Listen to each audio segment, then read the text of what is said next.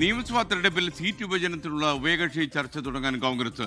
ലീഗുമായി ഇന്ന് ചർച്ച നടക്കും. പ്രതിപക്ഷ നേതാവ് വി ഡി സതീശനും KPCC അധ്യക്ഷൻ സണ്ണി ജോസഫും ചർച്ചയിൽ പങ്കെടുക്കും. ആർ ശ്രീജിത്ത് തിരുവനന്തപുരത്ത് നിന്ന് ചേരുന്നു. പറയൂ Sreejith, good morning. Good morning. Seat വിഭജനവുമായി ബന്ധപ്പെട്ട് നേരത്തെ തന്നെ മുസ്ലിം ലീഗ് അടക്കമുള്ള കക്ഷികളുമായി അനൗപചാരിക സംഭാഷണങ്ങൾ കോൺഗ്രസ് നേതൃത്വം ആരംഭിച്ചിരുന്നു. ഒരു വട്ടം അനൗപചാരിക ചർച്ച പൂർത്തിയാക്കിയ ശേഷമാണ് കോൺഗ്രസ് നേതാക്കൾ ഹൈക്കമാൻഡ് പ്രതിനിധികളെ കാണാനായി ഡൽഹിക്ക് പോയത്.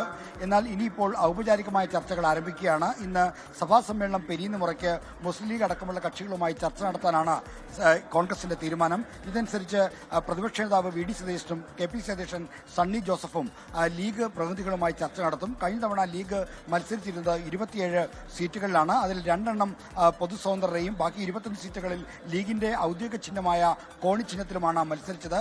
ഇത്തവണയും അത്രയും സീറ്റുകൾ വേണമെന്ന് ലീഗ് ആവശ്യപ്പെടുന്നുണ്ട്. അത് കോൺഗ്രസ് നേതൃത്വം അംഗീകരിക്കുക തന്നെ ചെയ്യും. എന്നാൽ ചില സീറ്റുകൾ വെച്ചുമാറുന്നതുമായി ബന്ധപ്പെട്ട് നേരത്തെ അനൗപചാരിക സംഭാഷണത്തിൽ അങ്ങോട്ടും ഇങ്ങോട്ടും ആശയവിനിമയം നടത്തിയിരുന്നു.